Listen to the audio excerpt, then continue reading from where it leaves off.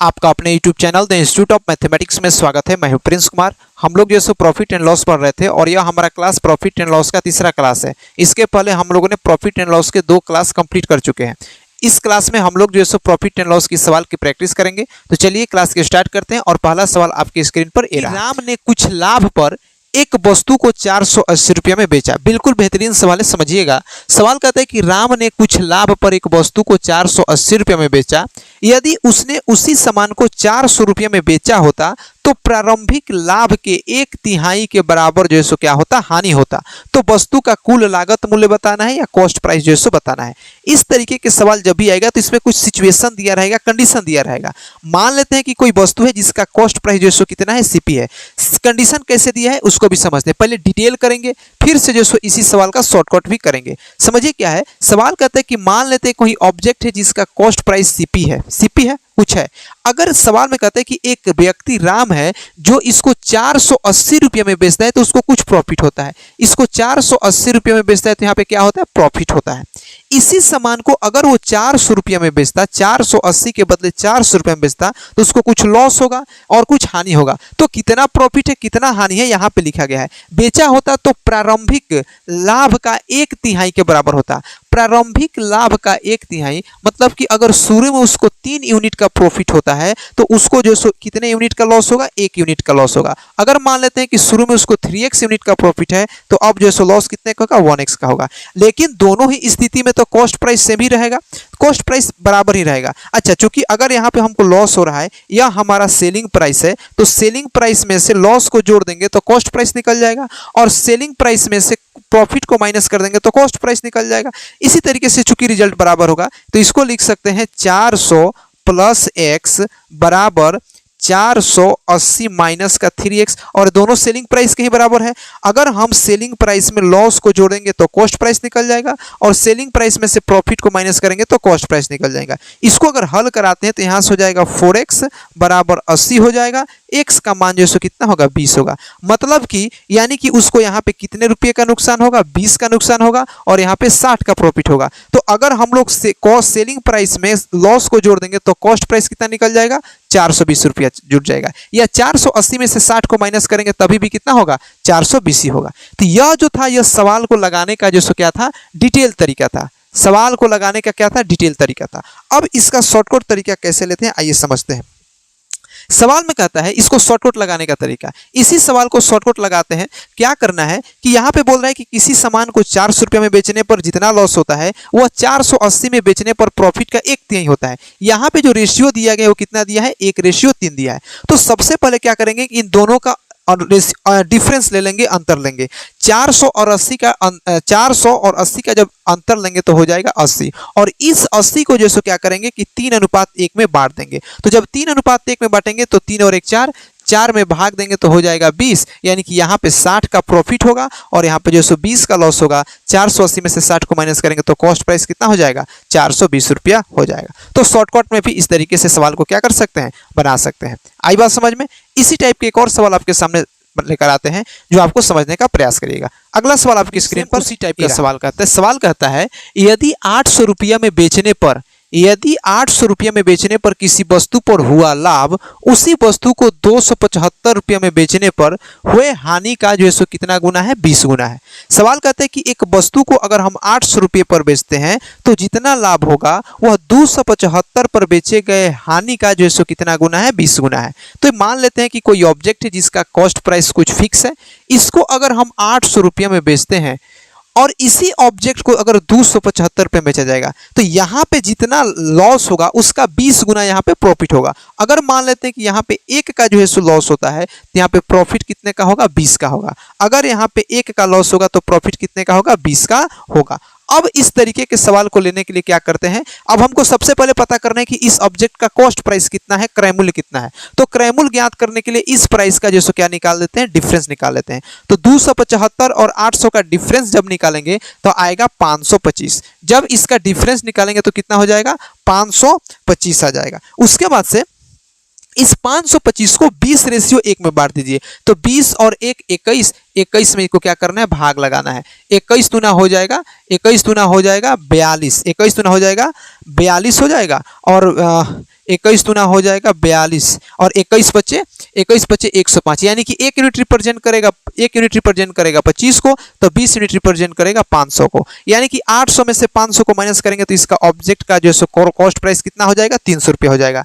275 रुपये यहाँ पे सेलिंग प्राइस है, 1 यूनिट रिप्रेजेंट करेगा 25 को, 275 में जोड़ेंगे तो कॉस्ट प्राइस कितना हो जाएगा, 300 रुपये हो जाएगा। यहाँ से हमने पता कर लिया कि जो सामान है, जो ऑब्जेक्ट है, उसका कॉस्ट प्राइस जो है, क्रय मूल्य जो है सो कितना रुपया है, 300 रुपया है। अब सवाल कहते हैं कि इसको 20% का लाभ कमाना है, तो 300 को 20% का लाभ कमाना है। 20% का फ्रैक्शन वैल्यू होता है 1/5, तो 6 × 30, यानी कि उसको जो है हम लोग को 60 का लाभ कमाना होगा, तो 300 में 60 को जोड़ देंगे, मतलब कि उस सामान को हमको कितने रुपए में बेचना होगा, 360 रुपये में जो है बेचना होगा। आई बात समझ में? चलिए आगे एक और सवाल देखते हैं सेम टाइप के।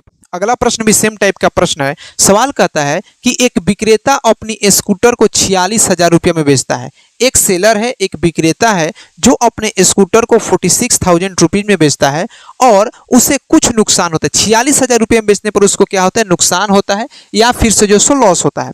यदि उसने इसे 58,000 रुपये में बेचता होता, 58,000 रुपये में बेचा होता, तो उसका लाभ जो है उसके नुकसान का कितना गुना होता, 2 गुना होता। तो स्कूटर का जो सो क्या करना है, क्रय मूल्य ज्ञात करना है। मान लेते हैं कि इस स्कूटर का कॉस्ट प्राइस कितना है, सीपी है, कुछ ना कुछ तो कॉस्ट प्राइस होगा। इस सीपी से यह दुकानदार क्या करता है कि अगर इसको 46,000 रुपये में बेचता है, तब इसको क्या होता है कि इसको नुकसान होता है। अगर इस स्कूटर को दुकानदार या विक्रेता 46,000 में 46,000 रुपये में बेचता है, तब उसको यह नुकसान देता है, लॉस होता है। ठीक है। अगर इसी स्कूटर को वो 58,000 रुपये में बेचा होता, 58,000 रुपये में बेचता होता, तो उसका लाभ जो है उसके नुकसान का 2 गुना है। उसका लाभ जो है यहाँ पे उसको प्रॉफिट हो रहा है, उसका लाभ जो है उसके नुकसान का 2 गुना है। अगर मान लेते हैं यहाँ पर 1 यूनिट का नुकसान होता, तो यहाँ पे प्रॉफिट कितने का होगा, 2 यूनिट का होता है। कितने यूनिट का होता है, 2 यूनिट का होता है। तो अब इस तरीके के सवाल को बनाने के लिए हमको कॉस्ट प्राइस सबसे पहले पता करना है। तो इन दोनों प्राइस का डिफरेंस ले लो, 58,000 और 46,000 का जब डिफरेंस लेंगे तो आएगा 12,000। 12,000 रुपये को क्या करना है कि 2 1 में डिवाइड करना है, तो 2 और 1 कितना हो जाएगा, 3 हो जाएगा। 3 में भाग देंगे तो 1 यूनिट को रिप्रेजेंट करेगा 4,000, यानी कि यहाँ पर जो है सो नुकसान कितने का हुआ है, 4,000 का नुकसान हुआ है। और यहाँ पे प्रॉफिट कितने का हुआ है, 4 दूना 8,000 का हुआ है। अब हमको यहाँ पे ए जो है सो क्या है, सेलिंग प्राइस है और इतने का प्रॉफिट हुआ है, तो सेलिंग प्राइस में से प्रॉफिट को माइनस कर देंगे, विक्रय मूल्य में से लाभ को घटा देंगे, तब हमको कॉस्ट प्राइस का पता चल जाएगा। तो 58,000 में से 8,000 को माइनस करेंगे तो कॉस्ट प्राइस कितना हो जाएगा, 50,000 रुपया हो जाएगा। इस तरीके से भी निकाल सकते हैं। या यहाँ पे सेलिंग प्राइस है 46,000, यहाँ पे लॉस 4,000 का हुआ है, तो सेलिंग प्राइस में लॉस को जोड़ देंगे तो कॉस्ट प्राइस पता चल गया। 46,000 में 4,000 को दोगे तो कितना हो जाएगा, 50,000 जो है सो रुपया हो जाएगा। आई बात समझ में? इसके आगे इसी टाइप के एक और सवाल देखने का प्रयास करते हैं। सवाल कहता है कि यदि एक डीलर अपनी पुरानी कार को 7.6 लाख में बेचता है, मतलब 7,60,000 रुपये में बेचता है और उसे कुछ नुकसान होता है, यानी कि कोई कार है जिसको कोई डीलर 7,60,000 रुपये में बेचने पर उसे नुकसान होता है, मतलब घाटा होता है, लॉस होता है। यदि वह उसे 9.2 लाख में बेचता, मतलब 9,20,000 रुपये में बेचा होता, तो उसका लाभ उसके हानि के 3 गुना के क्या है, बराबर है। तो सेम सवाल है कि उसका क्रय मूल्य ज्ञात करना है। तो मान लेते हैं कि कार का जो सो कुछ ना कुछ कॉस्ट प्राइस है, क्रय मूल्य है। इस क्रय मूल्य से उस दुकानदार ने इस कार को कितने में बेचा है, 7.6 लाख में बेचा है, मतलब कि 7,60,000 में बेचा है, तो उसे कुछ नुकसान होता है, मतलब कि हानि होती है। ठीक। अगर इसी सामान को वह दुकानदार क्या करता है, वह जो डीलर होता है, इसको 9.2 लाख में बेचता है, मतलब 9.2 लाख में बेचता है, तब इसको यहाँ पे कुछ प्रॉफिट होता है। और यहाँ पे जो प्रॉफिट होता है, यहाँ पे हुए हानि का 3 गुना होता है। मतलब कि अगर यहाँ पे 1 यूनिट का हानि होता है, तो यहाँ पे कितने का प्रॉफिट होगा, 3 का प्रॉफिट होगा। अब हमको कॉस्ट प्राइस निकालना है, बेहद ही आसान है। इन दोनों संख्याओं का, इन दोनों प्राइस का क्या निकाल लेंगे, डिफरेंस निकाल लेंगे। तो 9.2 लाख में से 7.6 लाख को माइनस करेंगे तो 1.6 लाख हो जाएगा, और 1.6 लाख का मतलब हुआ 1,60,000 का नुकसान हुआ। और 1,60,000 का नुकसान हुआ तो इस 3 और 1 4 में बांट देंगे, मतलब 1 यूनिट रिप्रेजेंट करेगा किसको, 40,000 को रिप्रेजेंट करेगा। तो एक बात बताइए, यहाँ पे 40 दिया 1,20,000 हो गया, यानी कि हमको यहाँ पे प्रॉफिट है, सेलिंग प्राइस से 9.2 लाख, प्रॉफिट 1,20,000 का है तो सेलिंग प्राइस में से अगर प्रॉफिट को माइनस कर देंगे तो कॉस्ट प्राइस निश्चित रूप से निकल जाएगा। तो 9,20,000 में 1,20,000 को माइनस करेंगे, मतलब उस कार का जो कॉस्ट प्राइस होगा वो कितना लाख रुपया हो जाएगा, 8 लाख रुपया हो जाएगा, या फिर से जो सो 8 लाख रुपया हो जाएगा। आई बात समझ में? हमको आशा है कि आप इस बात को समझ गए होंगे। अब जो सो हम लोग कुछ नए टाइप के सवाल देखते हैं जो आपके ही पेपर में सवाल पूछे गए हैं। तो चलिए इसके आगे एक और प्रश्न कहता है, यदि एक वस्तु को 717 रुपया में बेचने पर किसी वस्तु पर प्राप्त लाभ, किसी वस्तु को 717 रुपया में बेचने पर उस पर जो लाभ मिलता है उसी वस्तु को 527 रुपया में बेचने पर हुई हानि से 11.1/9% क्या है, ज्यादा है, तो 10% का लाभ कमाने के लिए वस्तु का जो सो क्या करना है, विक्रय मूल्य यानी कि सेलिंग प्राइस जो है सो ज्ञात करना है। तो सबसे पहले तो हम मान लेते हैं कि कोई ऑब्जेक्ट है, किसी सामान का कॉस्ट प्राइस सीपी है और इस सीपी को हम लोग अगर 717 रुपये में बेचते हैं तो यहाँ पे जो प्रॉफिट होता है, यहाँ पे कुछ ना कुछ प्रॉफिट होगा। जो प्रॉफिट है इसको 527 रुपया में बेचने पर हुए लॉस का 11.1/9%, 11.1/9% का फ्रैक्शन वैल्यू होता है 9, यानी कि अगर यहाँ पे हमको 9 का लॉस हुआ है तो उससे एक ज्यादा 10 का यहाँ पे क्या होगा, प्रॉफिट हुआ होगा। यही सवाल कहता है, यदि 717 रुपये में बेचने पर किसी वस्तु पर प्राप्त लाभ उसी वस्तु को 527 रुपया में बेचने पर हुई हानि से 11.1/9% ज्यादा है, 11.1% 9 बटा ज्यादा है, यानी कि अगर हमको 527 रुपये में बेचने पर अगर 9 यूनिट का लॉस होता है तो उससे एक ज्यादा जो सो कितना होगा, प्रॉफिट होगा या फिर से जो सो लाभ होगा।